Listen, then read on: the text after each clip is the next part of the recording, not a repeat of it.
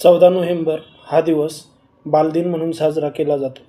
1889मध्ये पंडित जवाहरलाल नेहरूंचा जन्म झाला आणि 1964 त्यानंतर त्यांचा 14 नोव्हेंबर हा त्यांचा जन्मतिथीचा जो दिवस आहे तो बालदिन म्हणून साजरा केला जातो.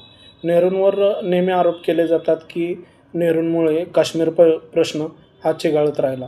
पण 1947ची जर परिस्थिती बघितली गेली तर 15 ऑगस्ट 1947ला भारत स्वतंत्र झाला.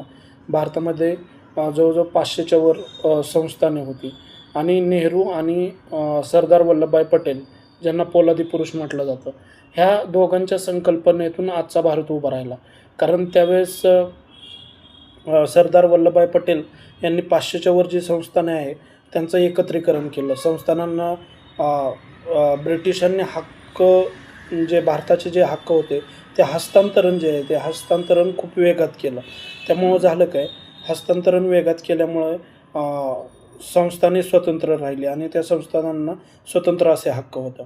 मग त्यामुळे स्वतंत्र असे हक्क असताना सरदार वल्लभभाई पटेल यांच्याकडे ते संस्थाने आहेत, ते संस्थाने एकत्रीकरणाचं काम दिलं गेलं आणि त्यांनी ते यशस्वीपणे राबवलं गेलं.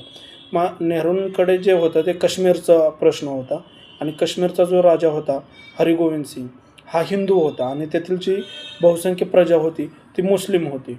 परिणाम असा झाला की नेहरूंना असं वाटलं की धर्मनिरपेक्षता आणि एकात्मता, त्यामुळे त्यांनी तो युनोमध्ये प्रश्न नेला. त्यांचा उद्देश हा खूप निर्मळ होता त्यावेळेस युनोमध्ये प्रश्न न्यायचा.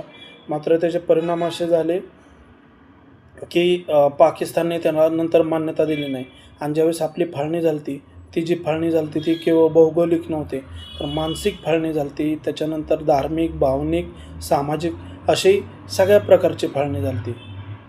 त्यावेळी नेहरूंनी जे कार्य केलं ते खरंच अतुलनीय असं कार्य होतं, म्हणजे अभिमानास्पद असं कार्य होतं. त्यांनी भाकरा नांगलसारखे प्रकल्प असतील, पंचवार्षिक योजना असतील, CSIR असेल, त्याच्यानंतर IIMA असेल, IIT असेल, विज्ञानवादी जी धोरणं जी त्यांनी त्या काळात राबवली गेली ते खरंच अत्युच्च म्हणजे खूप दूरदृष्टीची धोरणं होती. त्यांना आपण दोष देऊ शकत नाही. भलेही त्यांच्या काही चुका झाल्या असतील, मात्र इतिहासातील चुकातून इतिहासातील चुका ह्या राजकारणासाठी वापरायच्या नसतात. त्यातून दिशा घ्यायची असते. त्यातून दिशा घेऊन, विचार घेऊन नवीन धोरणं बनवायची असतात आणि देशाला समृद्ध करायचं धोरण आखायचं असतं. त्यांना दोष देऊन काहीही होणार नाही.